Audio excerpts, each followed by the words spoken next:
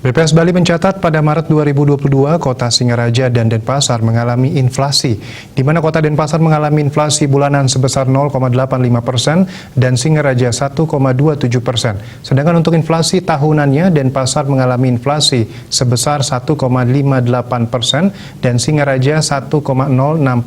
Sedangkan inflasi tahunan atau year on year Singaraja mengalami inflasi sebesar 1,46% dan Denpasar 2,5%.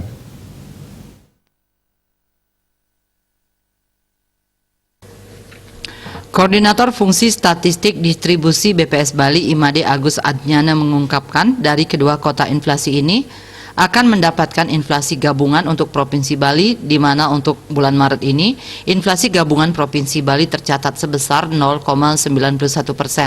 Sedangkan untuk inflasi tahun kalendernya itu sebesar 1,51% dan untuk inflasi tahunan sebesar 2,41%. Kelompok penyumbang inflasi terbesar di Kota Denpasar maupun Kota Singaraja dan Provinsi Bali adalah kelompok makanan, transportasi dan perawatan pribadi. Sedangkan untuk Singaraja hampir sama juga dengan Kota Denpasar, yaitu kelompok makanan, perawatan pribadi dan perumahan.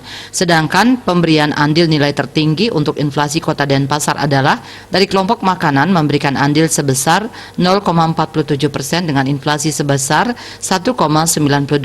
Sedangkan di Kota Singaraja juga kelompok makanan memberikan andil terbesar dengan hasil sebesar 1,24% dan inflasi 3,4%.